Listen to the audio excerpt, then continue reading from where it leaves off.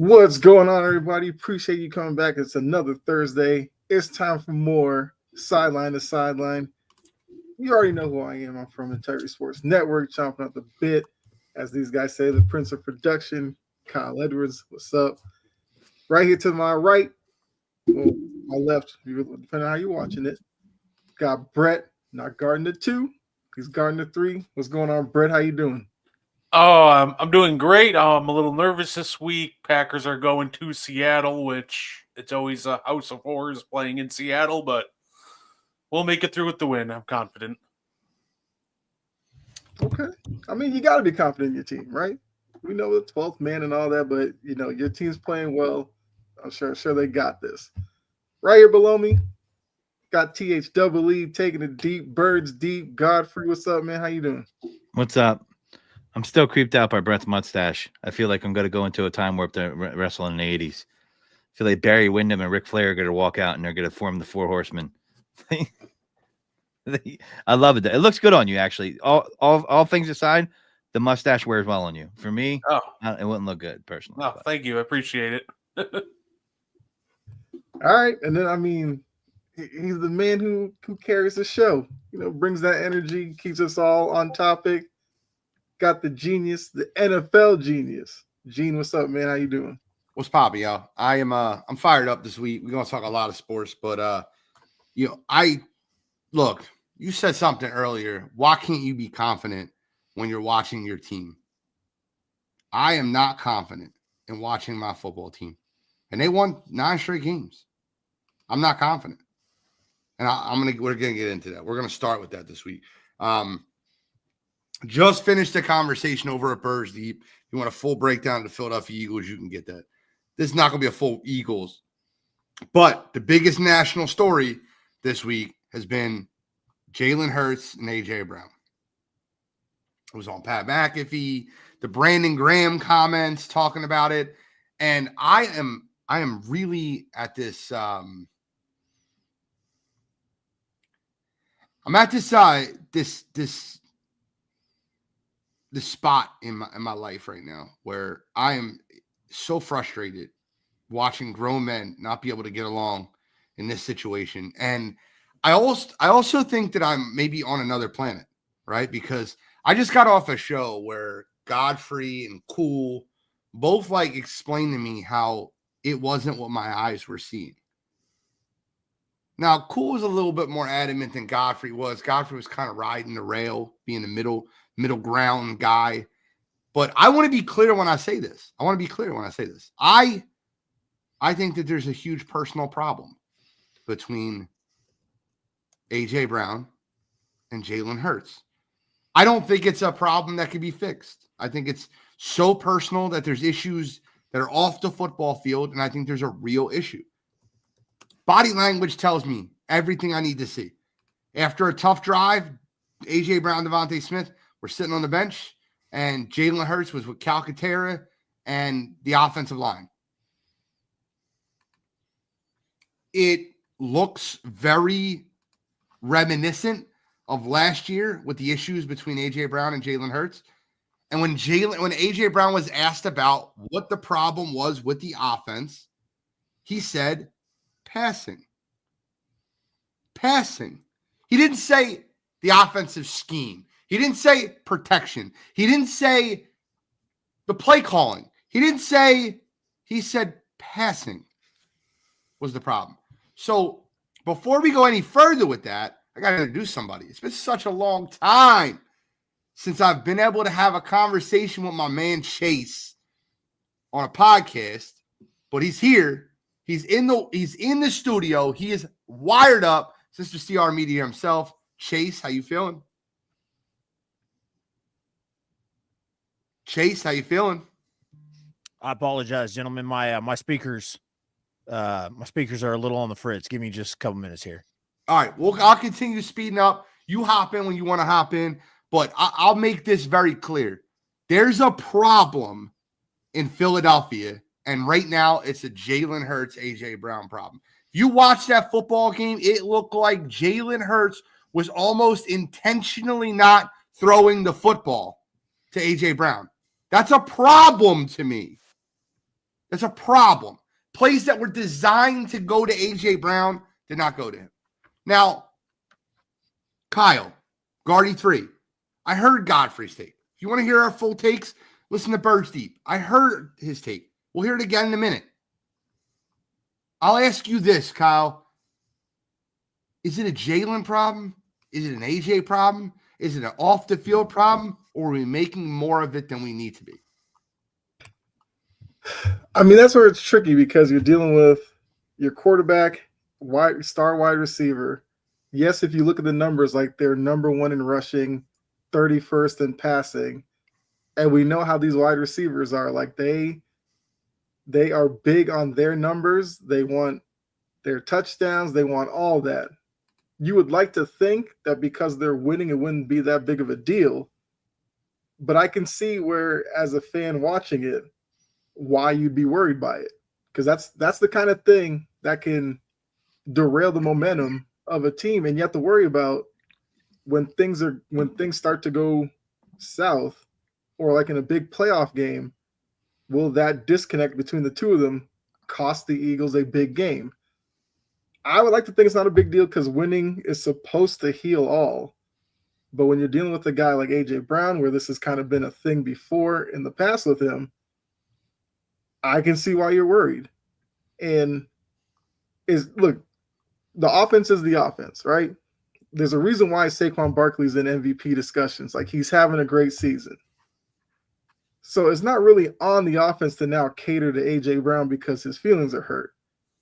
You also want A.J. Brown to kind of be a pro. The team's winning. You're in a fight for the number 1 seed, and you're pulling this. Why? Because your numbers are down a little bit? Like, you got to think about doing the greater good for the team. Like, if this leads to another Super Bowl. I don't think, and guys, and maybe I'm wrong. Maybe I'm the only one on Lonely Island. I don't think that A.J. Brown is having an issue because his numbers are down. I think A.J. Brown is having an issue because there's plays that are called for him. He's open, and the ball is not being thrown in. Let me kind of spill it to you a different way, right? Kyle, let's just say this, right? Me and you are on the come up in the podcast industry. And we're family, man. We're friends. We've been working together for years. You're the godfather of my child.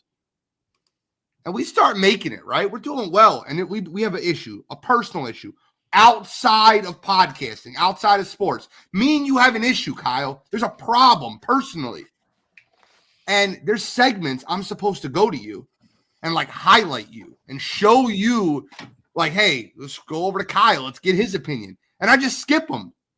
I just, Guardy 3, what do you think? And every time you start talking, I'm like, Godfrey, give me your take. Give me your, and I kind of cut you off, right? And the podcast numbers are fine, right? We're still beating the competition. We're still winning, but you're in this scenario in which you're being overlooked because of personal issues that are happening off the field.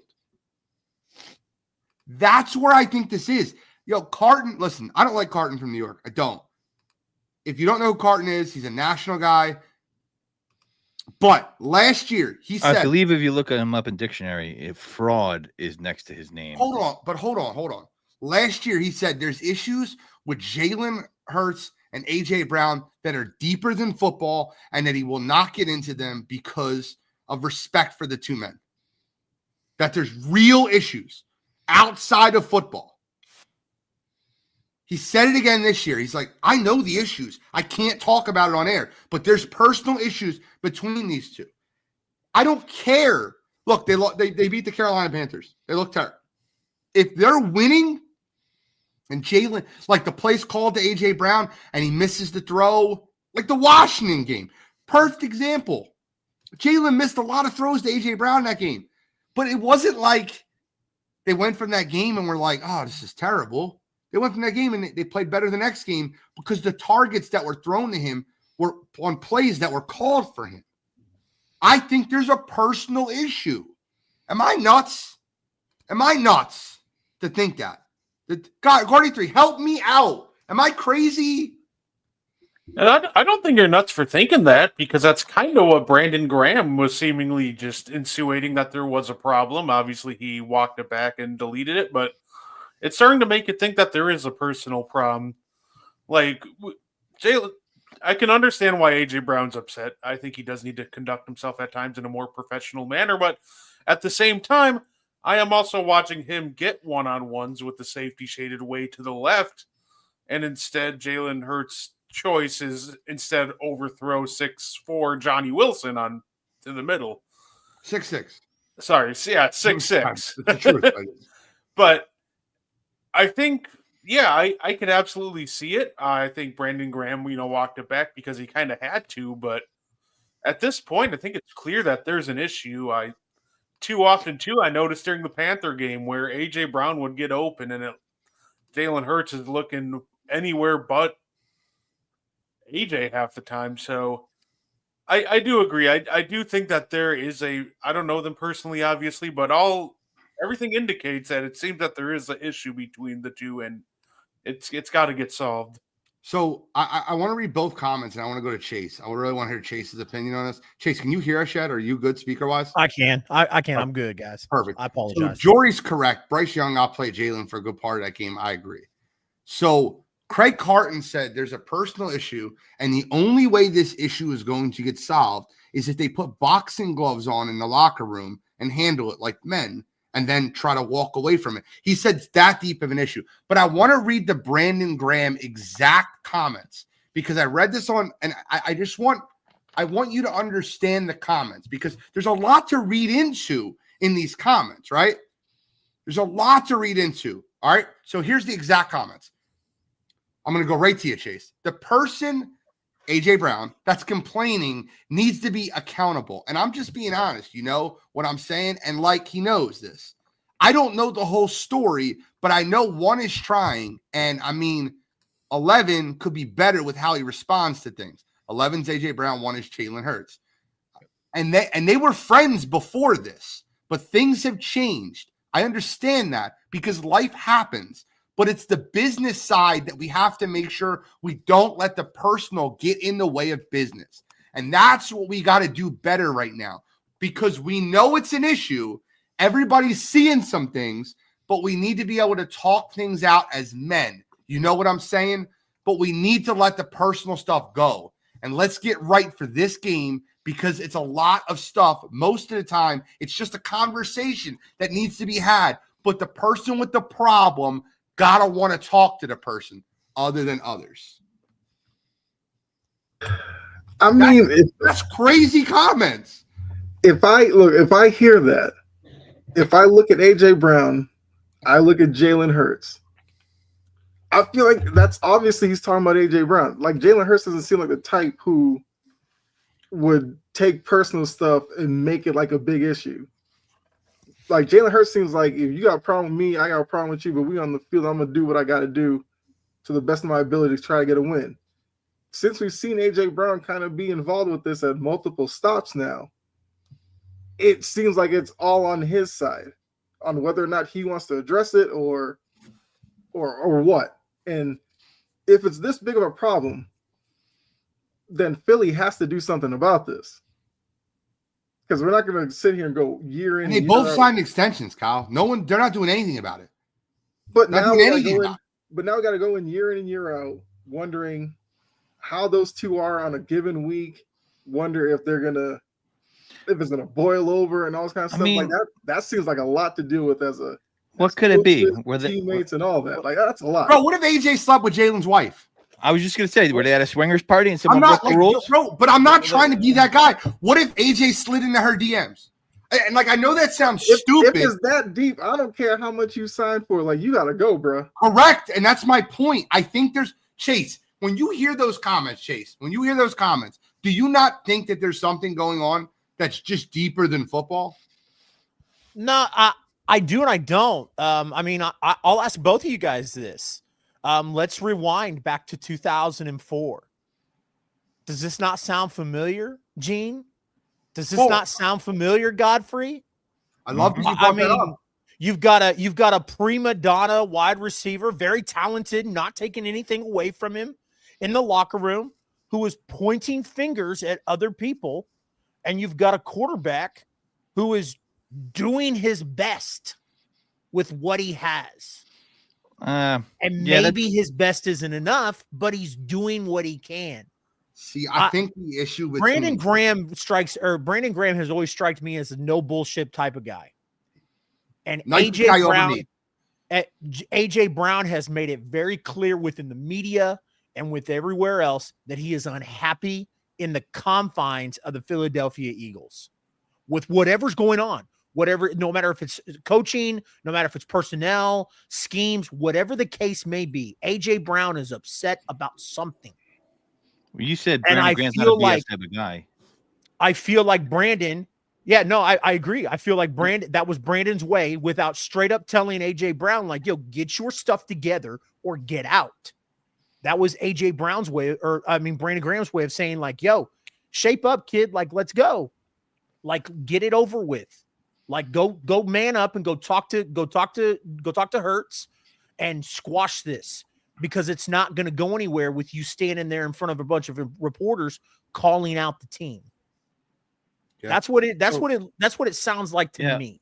Listen, I'm AJ Brown's a 27-year-old man and he's young.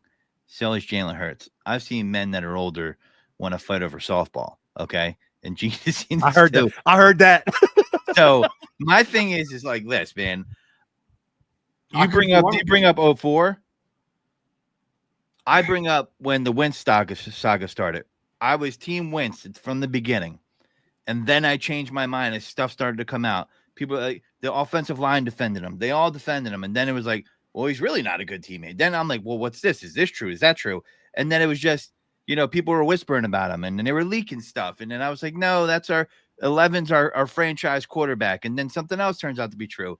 My point is we don't know when the days of our lives soap opera is going to spit out the truth on us.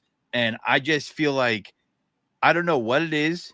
If there is a beef, I think Brandon Graham isn't a BSer, but he sure BS'd his way out of it, talking about what he talked about an hour and a half later and turned that BS button on. Yeah, right? He got called from the Eagles. And Brandon Graham never rocks the boat. Him and Jason Kelsey have been guys that have always been pro-team guys. That's who they've been, right? He got a call from the PR team. He got a call from coach. He went on a whole apology tour afterwards because he's been one of the most beloved Eagles of all time. And he's just never been that guy, right? What he said has truth to it, Godfrey. There's a personal issue between these two guys. Well, he says it's personal, but I think I think it could be. The only thing I can surmise it could be, if it is something, is maybe AJ Brown said that Jalen Hurts, you don't hit me on these passes when I'm open because you can't make these passes. And then Jalen's mad about that because they, like I said, if they won this game by a large margin last week, this conversation's it's not as noisy. But the problem is they are running the ball more this year, and they're getting less opportunities at receiver. And when he's missing these wide open receivers or missing these throws when they are open, they're frustrated because their opportunities are going to be few and far between. So I don't know. The personal thing, be like, listen, you can't hit me when I'm open, and he might have said that in a public forum, and maybe Jalen hasn't forgiven him for it. Guys, we have to remember that this is the age of social media. I mean, that's the difference between Donovan McNabb and T.O. back 20 years ago, guys. This is the age of social media. And you got a young, brash athlete, talented athlete like A.J. Brown, who hears guys like us and guys in the mainstream media talk about his lack of credibility, his lack of accountability, his lack He'll call up the radio station. He's done it in Philadelphia. Yeah, He'll call up his lack of progress on the field. Who is he going to throw the blame at? He's not throwing the blame at Brandon Graham. If I'm AJ Brown, I'm going straight to the source. I'm throwing the blame at Jalen Hurts. It's not right, but that's what young, brash, hot-headed young athletes do. They're going to go throw the blame there. Chase, Brett, Kyle. I know I showed this on Birds Deep, but I want to show this play again to you guys, and I want you guys to just look at 11. You guys see that on your screen? I want you to look at 11, okay? I want you to look at 11. He's right at the bottom of your screen, and I want you to see what this design play is to do. 81 is trying to rub A.J. Brown open. I want you to watch this play and tell me what you see. Wide open A.J. Brown. Now, I don't understand what the quarterback could be looking on a rub play right here. I want to pause it right there. What are you looking at? Look where his eyes are. What are you looking at? Why would you not throw this football? Look at this. You'll never find a receiver with more separation in the red zone than this. Yeah, I think he was already locked on Smith. I mean, How? Look at that right there. Look at this right here. How is he locked on? Devontae Smith is the corner route. How is he locked on Smith here? What are you looking at? I feel like he's looking dead at him, and he's looking, and he throws it right to him. I agree, Gene. I mean, I'm not disagreeing with you, man. I mean, you literally paused it, and while Godfrey's telling you he's looking at Wanda, number 11 is standing in the way. Like, he couldn't be looking at anybody else but number 11. I mean, but I think the personal problem is so deep that he is legitimately not throwing him the football because they're mad at each other. Like, AJ's like, throw me the effing ball. And then Jalen's like, all right, I won't. I'll just look at you. And they keep calling plays to get Jalen to throw the ball to AJ, and he won't. So when AJ gets asked after the game, what's the problem? And he goes, passing. He didn't say the offense. He didn't say the line, the protection. He didn't say passing offense. He said passing. One word. So, I mean, we've all worked with someone where they may be right, and the way they say it to us, we're like, yeah, F him, I'm not doing that, right? 1,000%. And 1,000%. if AJ Brown is cooking him and disrespecting him in front of the team, then that could be what it is. I mean, I'm speculating here. Like, I don't know that to be a fact, but should that happen that way? No. Could it? Possibly.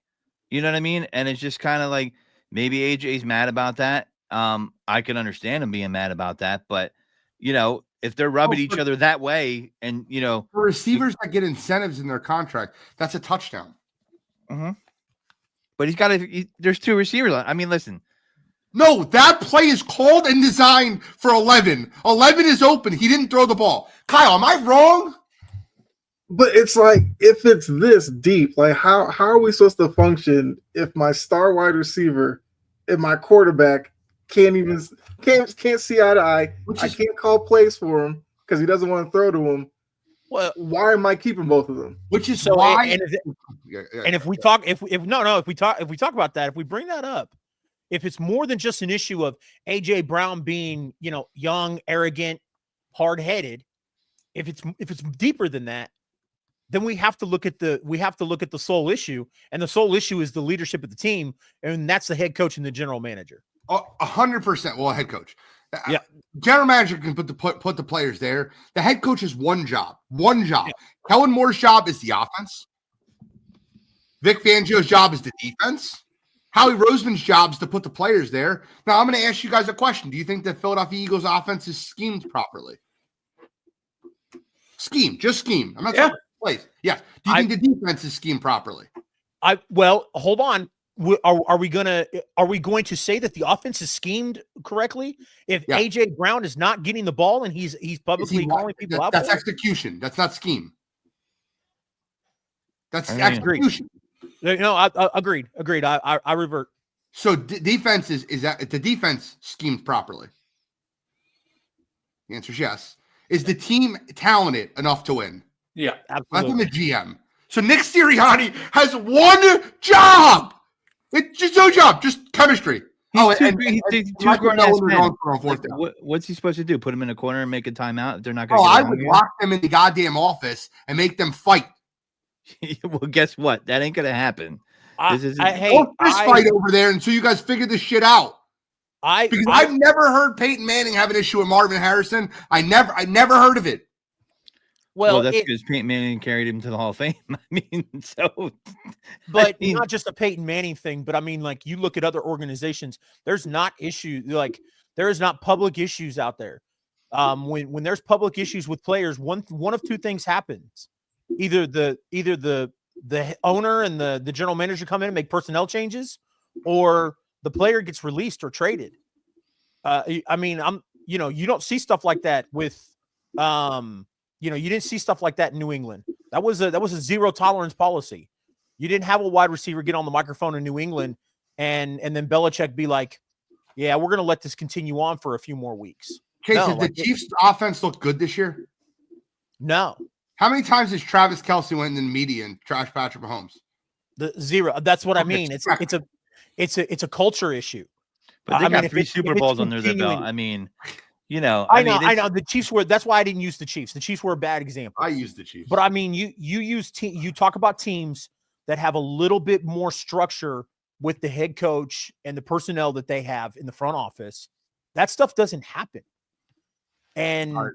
and I like Nick Sirianni's passion. I really do. But and I don't know. I'm not a Philadelphia Eagles guy. I'm not a Philadelphia Eagles fan. Like I don't know their front office like y'all do. But I mean, that's why I would ask you all, what if you had to look at a situation like that to go, hey, this is a culture issue, or this could turn into a culture issue. It's just one guy right now. They don't have a bunch of guys running around making comments like that and causing a bunch of ruckus in the media. But if this is looking like it's becoming a culture issue, what do you do? Do you a culture you- issue. is the If New they, York if they Jets. fall apart again this year, they have to make changes in the offseason. They Now, will. but we can't spend the whole show on the Philadelphia Eagles, so I'm going to move on quickly. I want to highlight one more thing before we leave. Jory's comment. Well, I mean, that's exactly what I'm saying. When Mike Vrabel had AJ Brown, you didn't have his behavior was minimum. You didn't have him sitting here telling the media, "Oh, it's because the quarterback's not throwing me the ball." Or Well, that's it's because the his star wasn't.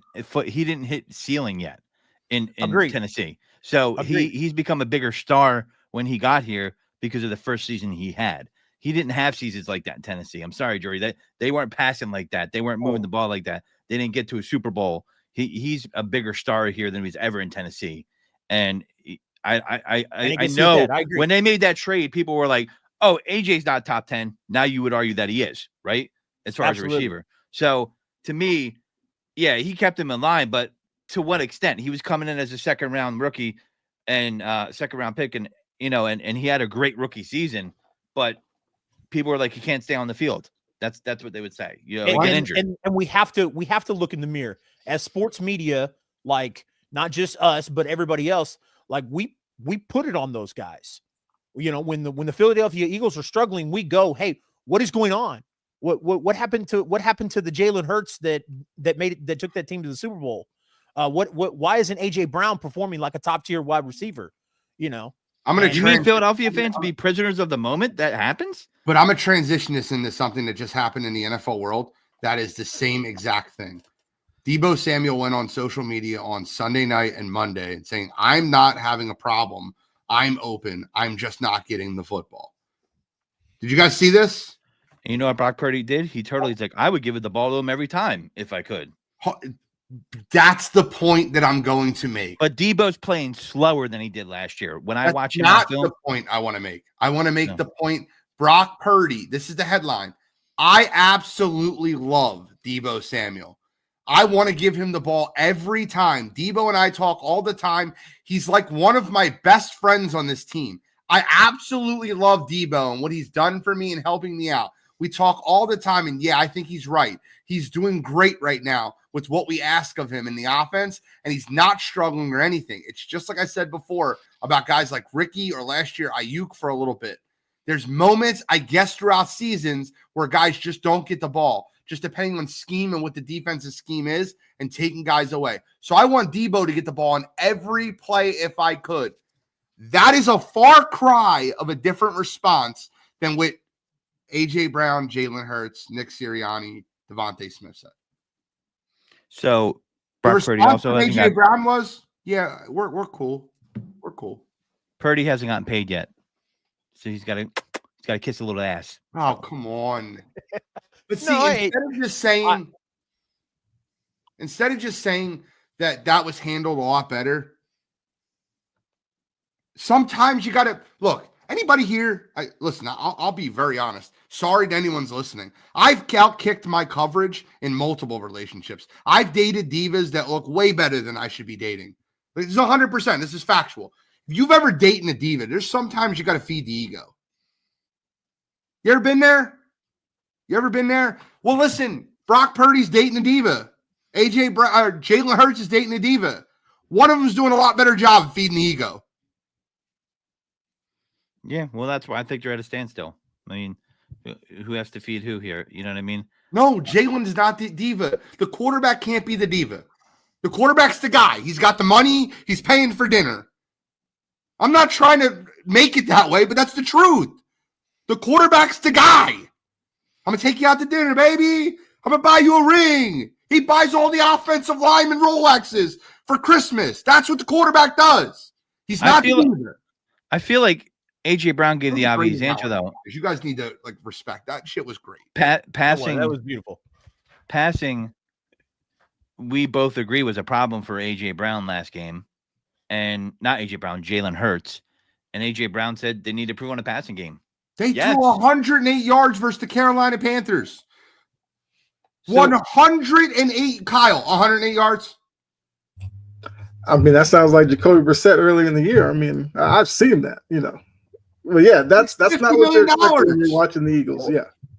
No matter if they threw for 108 yards or they threw for 3,000 yards, a team, you don't go out in the media and say those things. Yeah, you're right. Exactly. Yeah. I mean, Jalen Hurts could have thrown 10 interceptions in that game, and A.J. Brown has no business going to the media and going, it's passing.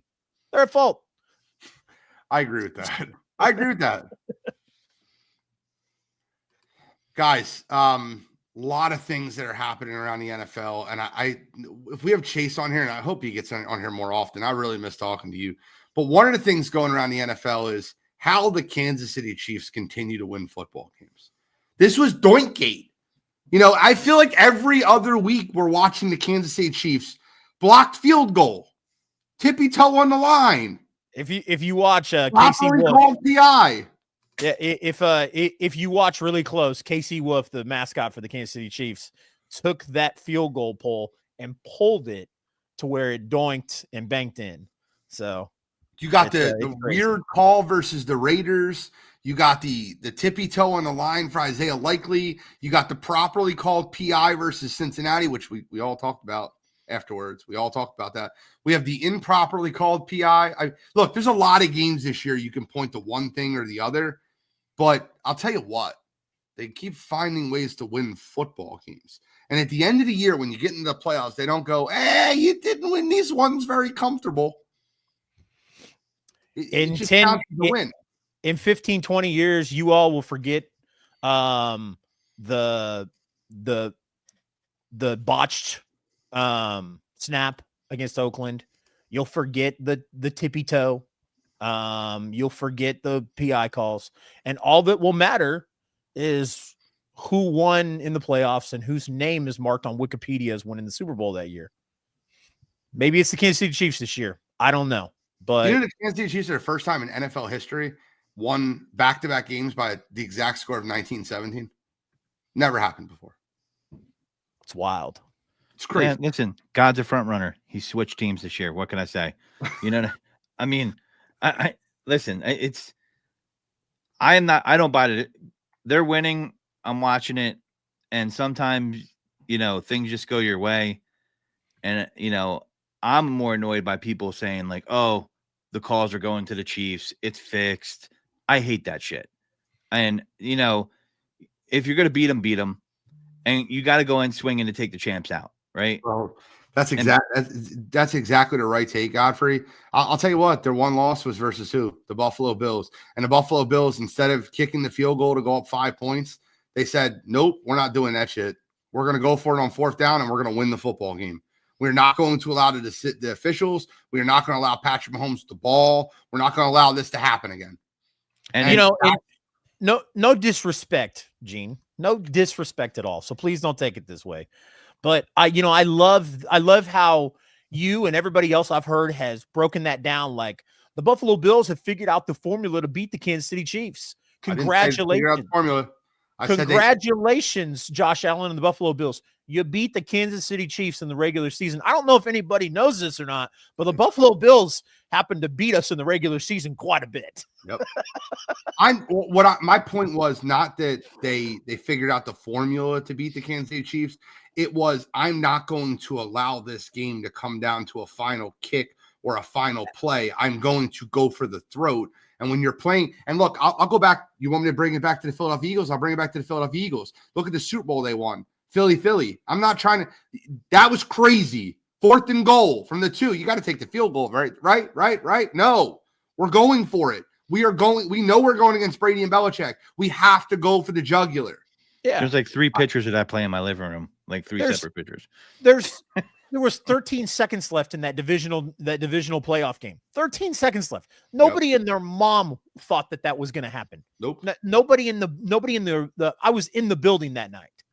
I was on the end zone. Or I was on the end zone end when Travis Kelce caught the touchdown pass in overtime and won the game. I love that comment.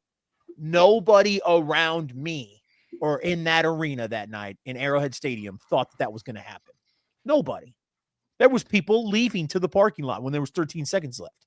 I love it. It was Pull Dan Campbell to beat the Chiefs. I want to address that. Hold on, Godfrey. I'm going to lead into that. I'm going to lead right into that if you don't mind.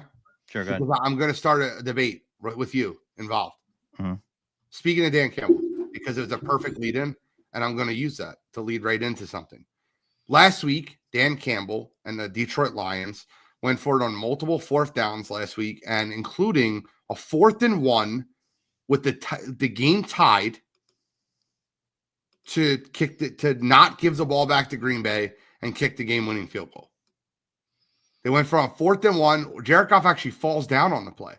Still gets the ball handed off to the running back. The running back gets the first down. They kick a field goal with no time left. They win the football game. Dan Campbell is being praised all throughout ESPN, through anybody that watches football anywhere. Big Balls Dan and the Legion of Whom talking about their defense because there's so many injuries on it. I want to ask a question. Chase, what are your thoughts on Dan Campbell as a coach? I love how passionate he is. I mean, obviously, some of those choices that he makes, we all can look at and criticize and be like, I don't know if I'd have done that. But guess what? He made it. He did it. So he looks like a genius. Of course, if those plays don't work, if he goes for it on 4th down and the game's tied and he loses, everybody, especially the city of Detroit, is coming for his throat. But Godfrey on the show last week had this comment that he thinks that Nick Sirianni is just as good a coach, if not better, than Dan Campbell. I'd like to hear. Well, I think they're on an even playing field, and I do think we're a prisoner of the moment. Has Dan Campbell gotten to a Super Bowl? He had his first winning season last year. Nick Sirianni has a winning record on the road, multiple winning seasons, made the playoffs every season as a coach. Here in Philly, we discredit him because I keep using this phrase, we are a prisoner of the moment. And anybody around the league will see that, and I'm like, I would like that. Would the Jets like that? Would the Cleveland Browns like a record like that? And when I look at Dan Campbell, he made that move and won, but it could have backfired on him because he went for it on his own 30, and they did score off of that. So that he got lucky there. You do that against the Chiefs, you do that against the Bills, and I guarantee you they're going to capitalize on it. You can't put the ball in the hand of a Mahomes or a Allen. You might get away with that putting in the hand of a Jordan Love and get away with that. I'm going to tell you right now, he made a questionable call in the NFC Championship game. If he did that last year and he was the coach of the Eagles, we would fry him. We would be on his ass every day of the week until the next season, until we got to a Super Bowl again. And he made some bad decisions in that 49ers game. Yeah, he went for it, but you got to know when. There's a season to the reason. And you got to have good timing. And sometimes people are off. Sometimes they're on. Sean Payton was a genius for doing the onside kick. But if that went the other way, it'd be like, why are you giving the ball to Peyton Manning on a short field? And sometimes you got to gamble to win. You have Philly special. Doug Peterson made it. They won. Even the legendary Merrill Reese was like, I really think we should be going for the field goal here, including myself. And sometimes it will backfire on you. So I like a gambler, but they both aren't running the offense really, right? He's not designing the play, and he was convinced to do that play by Jared Goff, who almost did a Jared Goof and fell and cost him that, but they didn't, and it worked out.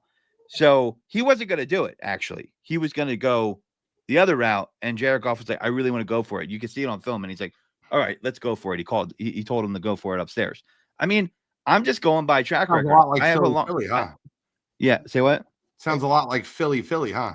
Yeah, but I have a longer track record of success with Sirianni. Until one wins a Super Bowl, I'm not putting him over him. This would be his second winning season. Brett, tell him why he's wrong. I thought that I know everybody hated that call. I mean, a lot of people were, they love the call now, but they were hating on it at the time. But when it was going on, when they were 2020 vision on that call. A lot of people were hating on that call. No, well, like when it was happening, they're like, "Are they going to snap this ball?" And I'm like, "Absolutely." And I think even at the time, it was the right call. Jordan Love was getting hot. He was carving up that defense. You put the ball in his hands, only needing a field goal. He's going to get that and more. I guarantee that's probably the next move. So what Dan Campbell did is he iced the game. He won the game, and I get it. If he doesn't get it, well, then we're having a different conversation, right? But even if he got it, didn't get it, doesn't matter. I respect the decision-making of Dan Campbell, and I think right there in that moment, it was the right call. And I think as of right now, I would say that he's a better coach than Nick Sirianni. That goes back to week 2, Kyle. Remember when the Eagles were playing the Falcons and we discussed at length the throw to Saquon Barkley when he was wide open in the flat? And I said, that's absolutely the right call because there's a 95% chance he catches that football. And if he does, the game's over. So that's what you're doing. You ran over your future Hall of Fame right tackle and Penei Sewell for a first down to ice the game. Kyle, your thoughts on Dan Campbell as a head coach? Does Godfrey have a point that Nick Sirianni and Dan Campbell are on the same level? I mean, if you think about it and you ask somebody like Dan Campbell or Sirianni, I think I would probably join the group that says I would take Dan Campbell. That's not to take away from Sirianni because I know Sirianni's been kind of in the spotlight the past couple of seasons, but it's hard to argue with what he's accomplished in Philly. Now, some of the antics like this year with the thing going back at the fans, I feel like really hurt him to the point where I think some people are kind of done with him. But with Dan Campbell, like he stays true to who he is. Like Ron Rivera was the same way with Riverboat Ron. They call him that for a reason. With every risk, there's always going to be that, well, if he makes it, good, but if he doesn't, whatever. And he sticks to it, and the team seems to follow suit with him. Like we see Ben Johnson come up with real aggressive calls. Like we see how aggressive they just are offensively with Montgomery and Gibbs and all. Like they've taken on his personality. So I think for all that Detroit's gone through and what Campbell's kind of transformed them into, he probably has a little more leeway than Sirianni might at this point. So, Sirianni plays in Philadelphia. The bar's lower in Detroit. I was really waiting. I was waiting for one of you guys to bring this up, but I'll bring it up since you didn't. You know the difference between Dan Campbell and Nick Sirianni?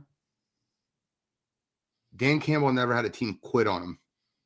Never had. When did the Eagles quit on him? Last year, down the stretch. If you don't think that team quit on them down the stretch, I don't know what you're watching. There's a reason that playoff game was pretty brutal to watch. All right, so you could say they quit on him, then acknowledge that they came to his aid and played for him after the fan incident because they reeled off about how many wins straight.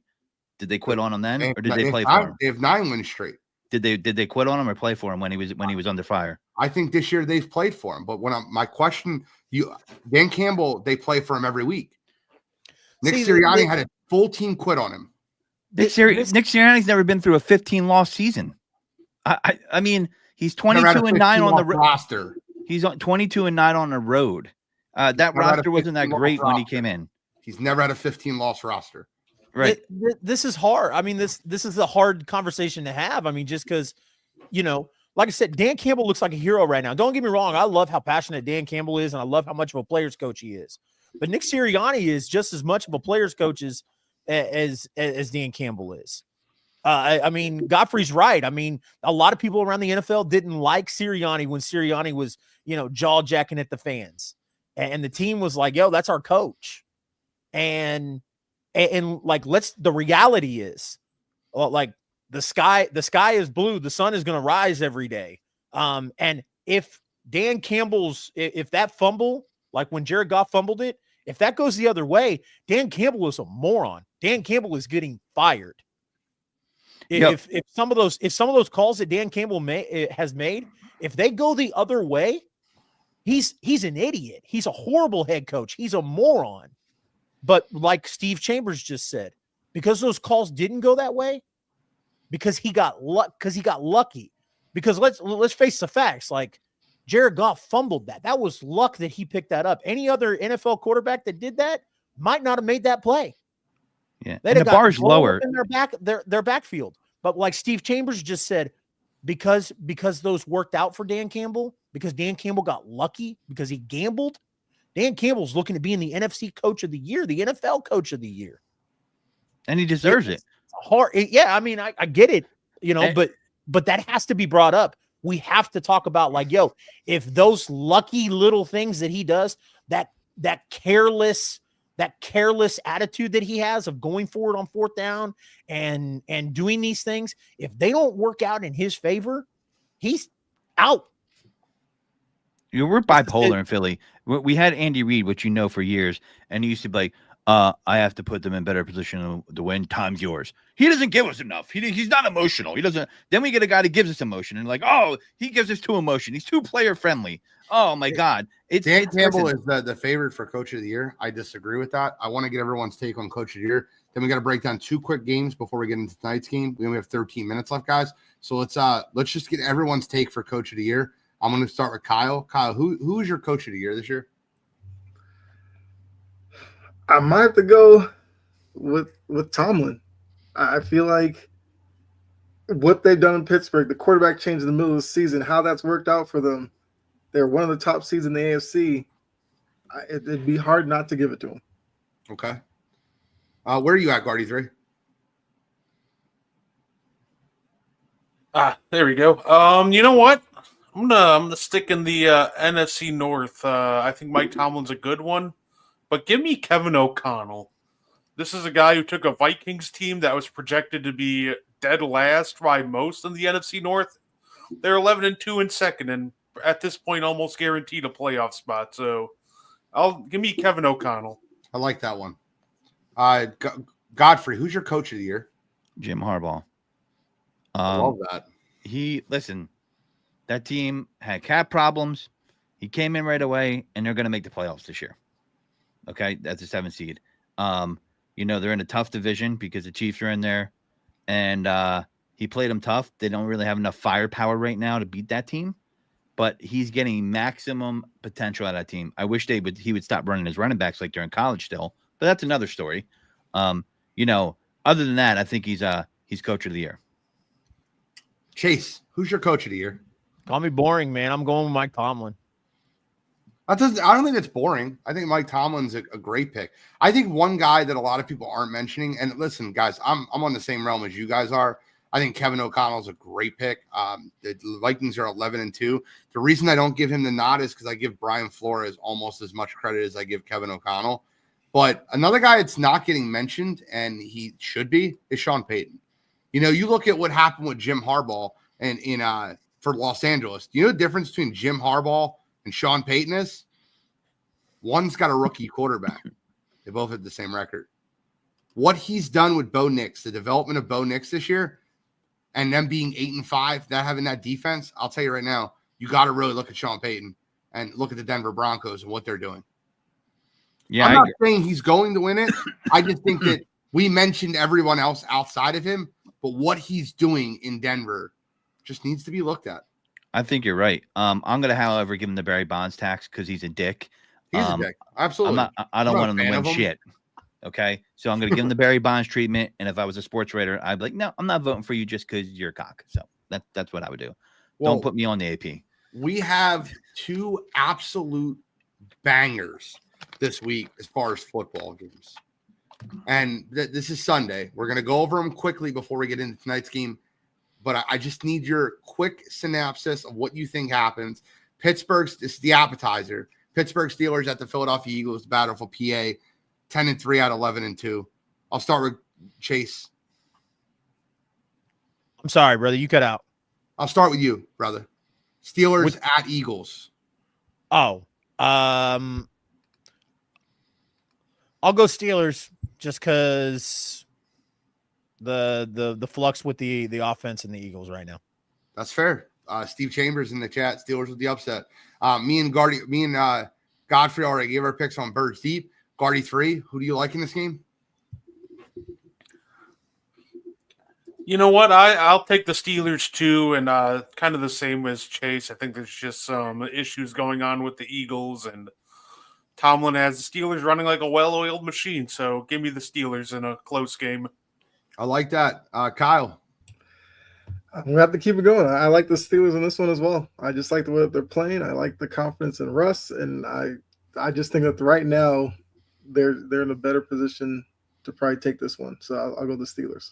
I love response to all three of you. Yes, sir. Okay, that's what I think about your picks. I love that they're all on the Steelers, including Steve Chambers. I think this is a big bounce back week for the Eagles. I think A.J. Brown has a good game. I think they really forced the ball to him. So I'm going Philadelphia in that one. So is Godfrey. Godfrey, starting with you. The main event of the evening. Buffalo Bills coming off a 44-42 loss, going into Detroit to take on the Detroit Lions with extended rest. Lions at home versus Buffalo Bills. Who you got?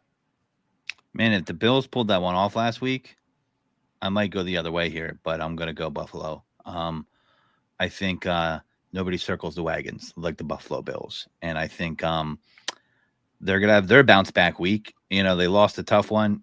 And, you know, both those teams really have defenses that have to play from ahead right now because of the injuries to Detroit and Design and Buffalo. And I think you can definitely score on Detroit. I think Josh Allen's going to give them fits. So, Guardy 3, divisional game for you. Who do you like in this one? I like the Bills, and my big reasoning is also I think the Lions defense is a little too depleted for Buffalo, and they're coming off an emotional victory, you know, against Green Bay.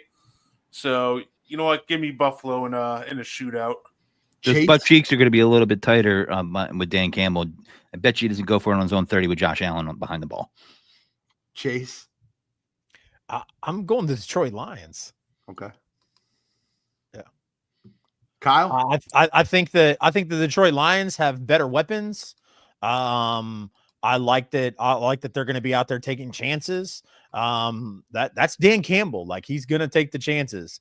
And I like the way that the Lions offense meshes up against that Buffalo Bills defense better.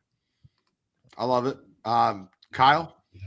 I got the Lions as well. I think the Lions will establish the run now. If Buffalo can stop that two-headed monster with Montgomery and Gibbs, they have a better shot. But I think that the Lions will execute that. Long drives will beat Buffalo in this one. So I'll take Detroit. I'll say this. I think the path to victory is there for both teams. But I think that with Matt Milano back with the Buffalo Bills, I think that Ed Oliver, I think they do a great job of stuffing the run. And if for Detroit to win this football game, they're actually going to have to do it just the way the Rams did, and it's through the air. I don't know if Jared Goff can sling the rock like Matthew Stafford can. I'm going to go with my man Godfrey, and this might be selfish. It might be me being a homer, but no one quite circles the wagon like the Buffalo Bills. I'll take the Bills in that one. We got a football game tonight. This is division implications. Rams coming off a huge win over the Buffalo Bills at home. They're traveling to San Francisco to take on a pretty beat-up 49ers team. 49ers coming off an absolute beatdown over the Chicago Bears last week. This is a fun game for Thursday Night Football. I love games like this. Isaac Guerrero looks like he'll be starting tonight for the San Francisco 49ers. You still got Jawan Jennings, Deebo Samuel, George Kittle for the 49ers. You got Cooper Kupp, Puka Nacua, Kyron Williams, and Matthew Stafford for the Rams. The game is in Frisco. Who do you guys like in this football game tonight? Chase, start with you, brother. I like the Rams.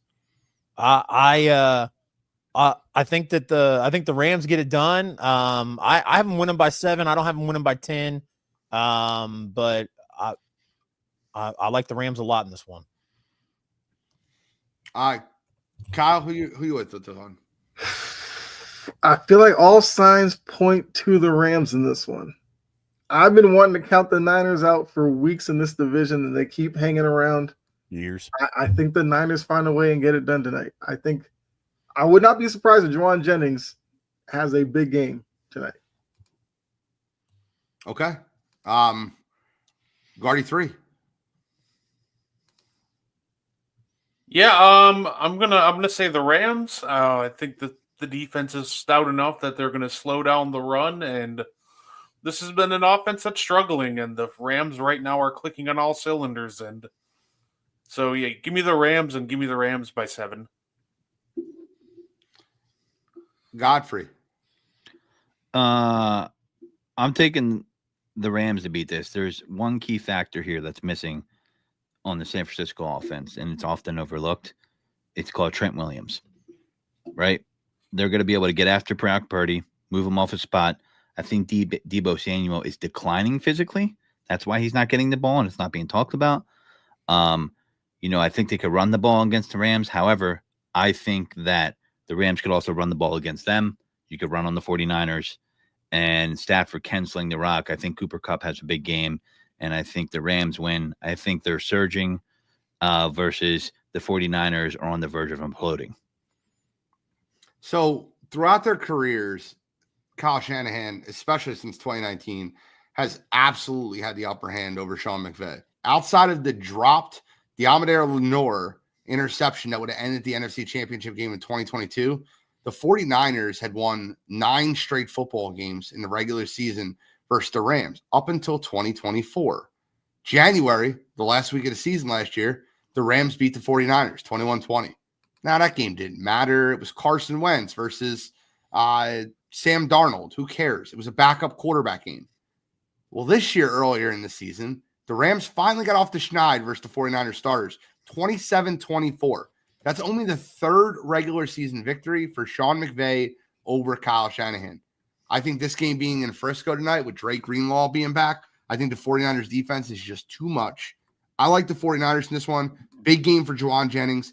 George Kittle is going to go run wild. I think the big thing is it looks like Nick Bosa is going to play. And that Rams defense can get after the quarterback, but so can that 49ers defense. And that defense looked great last week versus the Chicago Bears. I'll take the 49ers in this football game. I think it's going to be a little bit more low scoring than you're used to. 23-20, 49ers. I think it's a close football game. Great NFC West battle. Guys, we got about a couple minutes left. I would love to hear and I'm going to start using this as sideline to sideline, any sound off of any topic that you want to give your opinion on to end the show. Kyle, I'm going to start with you. Actually, you know what? I'll start to give you guys all a second because I just threw it on you guys. I mean this when I say it, and I say this when I mean it. 1, Brian Flores needs a head coaching job in the NFL. The Minnesota Vikings are one of the most disrespected 11-2 teams I've ever seen in my life. They are at 1 game out of being the number 1 seed in the NFC, and they're doing it with nobodies. We talk about the Legion of Who for the Detroit Lions. Man, there's not a lot of good players in that Minnesota Vikings defense, but yet they all come to play for Brian Flores. They picked off Kirk Cousins last week three times in a 42-21 win. Sam Darnold starting to look like a quarterback that was drafted in the top 10 of the NFL draft. Let's give the Minnesota Vikings a little credit. Kyle? Yeah, I guess kind of along the same lines, because I think a lot of these teams that are looking at, first-year coaches and a lot of this noise about replacing them already, I think some fans need to, chill, because, I'm dealing with it with Gerard Mayo. I got Patriots fans wanting him out the door already. If the team wasn't good with Bill Belichick, how's Gerard Mayo supposed to turn it around in 1 season? Patience needs to be at the forefront with some of these squads out there. I know, because Steve brought up Mike Vrabel. You're going to hear Vrabel's name all over the place. But some of these first-year coaches have to be given a chance to show you whether or not they can actually do the job. I mean, I can't evaluate somebody 13, 14 games into their first season and automatically write them off when I know the roster just isn't good enough. So give them an off season, give them a couple of drafts. If they can't turn around, then I'm open to that conversation. Until then, chill out with the Gerard Mayo's got to go stuff. Love it. Guardy 3. You know what? Yeah, I'll stick with my own team too. Starting to get a little tired. We're still talking about well, the Packers will go as far as Jordan Love's turnover issues takes him. I don't think a lot of people realize that Jordan Love hasn't thrown an interception in a month, and we're still talking like it's some major problem. I get it, how the NFC champion or the game against the Niners ended last year, and how this season started, but let's put a little more respect on Jordan Love's name, talking about some major turnover issue when he's not even top 5 in turnovers. And guess what? He hasn't thrown one in a month. Patrick Mahomes he's the best quarterback in the league, but he has thrown a lot more turnovers than Jordan Love. Why isn't this a bigger issue with some other quarterbacks? I don't get it. So let's put some more love on Jordan Love's name, some respect. Okay. Godfrey. I'm going to talk about a team that probably doesn't get a lot of coverage because they have a fair weather sports town, the Atlanta Falcons. Okay. Listen, their GM stinks. That organization has no excuse. You draft a quarterback in the top 10. You sign a quarterback for a lot of money in the offseason. You draft a tight end at number 8. That you can't miss on. Kyle Pitts, there's no excuse this year. He is officially a bust. I'm going to say it. You can say he looks impressive, runs like, runs like Tarzan, swings like Jane, whatever you want to call it. And all I know is the Atlanta Falcons, with the talent they have on that team in certain positions, they should not be in the position they're in.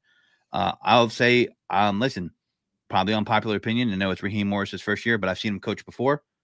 He's coaching again.